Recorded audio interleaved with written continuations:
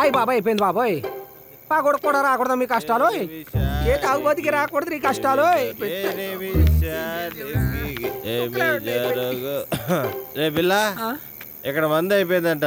నాకు తెల్లారగట్ల అయిపోయిందంట. Oh shit, God is crazy. ఇప్పుడు మంది ఆడ దొరుకుతుందా? నాకేం తెలుసు అంట. ఏమిందికి పిల్ల, ఈ పరిసర పంత్రాల్లో ఎవడో బీరో ఓపెన్ చేశాడు. అవునా? ఎక్కడ? ఈ ఎరుపు కలర్ వస్తాం. బాబు ఎరిపే. 4వ సందు, 3వ లైను, 5వ అంతస్తు, 5వ అంతస్తు డాబా మీద బీరో ఓపెన్ చేస్తున్నారు. అది ఆపే శక్తి పంచభూతాలకి లేదు పిల్ల. వాడు తాగేస్తున్నాడు.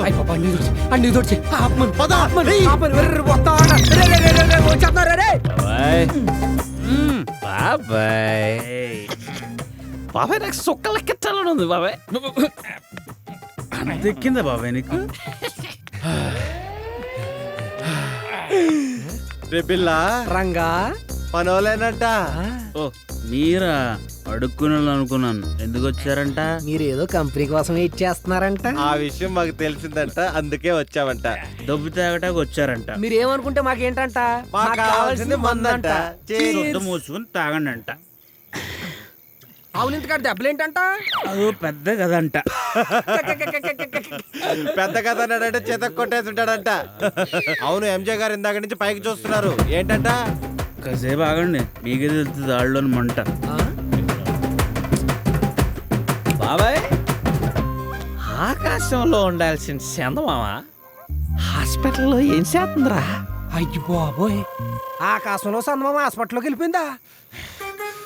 దానికి ఎన్నిసార్లు చెప్పేది తెలుసా? ఎప్పుడంటే రోడ్డు మీద తాగి పడిపోతా ఉంటది. మొన్న కూడా 2 సార్లు రెక్కడలో దొరికింది. ఆంటీకి సమాధానం చెప్పలా చచ్చిపోతున్నాను. అన్డిసిప్లైన్ గర్ల్. ఏయ్, అది కాదు. ఏయ్, నీకు అర్థమైందా? అర్థమైంది. ఏం అర్థమైంది? 160 రూపాయల బాటిల్ 60 రూపాయలకు వచ్చినప్పుడు అర్థమైంది ఇది సీపు లెక్కర్ అని. రే, నేను చెప్పేది అది కాదు. అరే, ఆ అమ్మాయిని హాస్పిటల్లో చూడగానే పడిపోయా. పడిపోయా. ఎంజే, నువ్వు చూసిన అమ్మాయి ఎంత అందంగా ఉంటదా? బాబోయ్, అందమా? ఏం మాట్లాడుతున్నాడు బాబాయ్యుడు?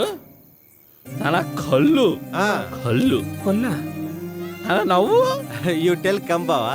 నవ్వు బాబాయ్. లవ్ లో పడితే ఇలా ఉంటుందా? అసలు తన కలర్ గురించి చెప్పాలంటే మాట్లాడు. నేను